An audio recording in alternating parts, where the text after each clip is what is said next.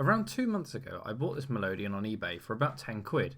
I picked it up the next day as I'd unknowingly bid on something that was located only about 10 miles away from where I live.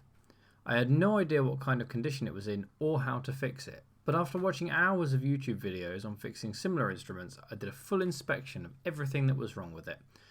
And the answer was that pretty much everything on it was broken. The air button was stuck open, and the air was kept inside the instrument by a piece of 40-year-old cereal box covering the hole. All of the valves and seals were leaking, and a few of the notes didn't even work at all. I slowly went through addressing all of the issues and getting it to a point where it was still cosmetically a turd, but at least it was a functional turd.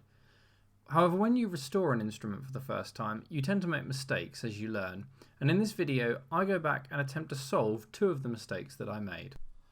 The main issue I had with the Melodeon was that every single valve was not working. So what I did was I went and ordered a set.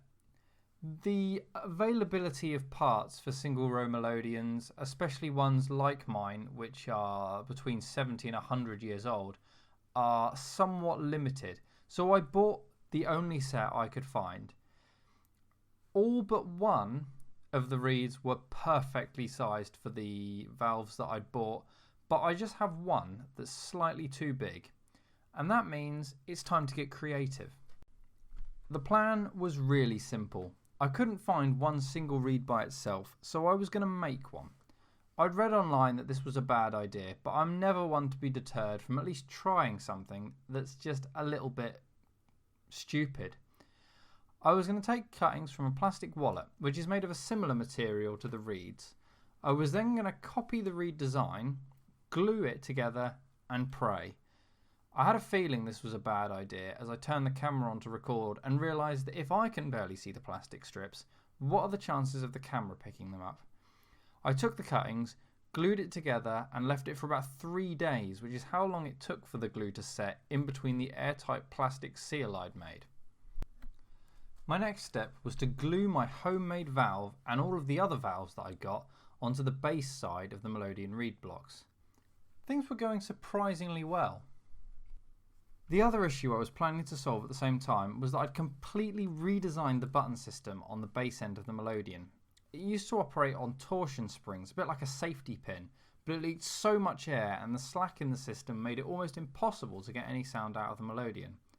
My plan was to use what I had lying around, which were the springs from a guitar bridge and the spacers from a monitor stand.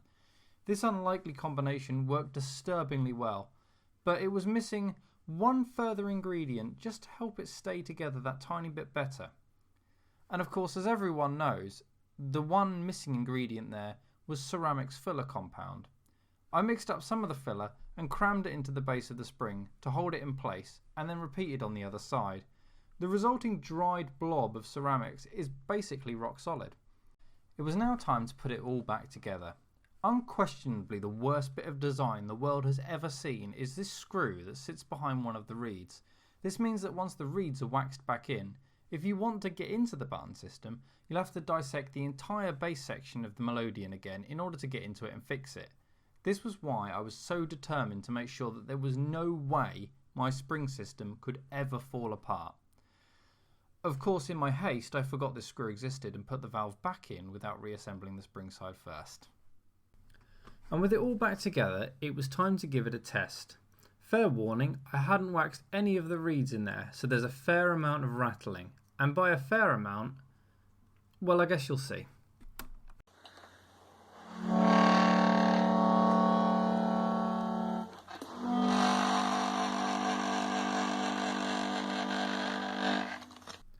Well, now that I've fitted the reeds and my homemade valves seem to be doing their job, we're at least one step closer to having this thing playable.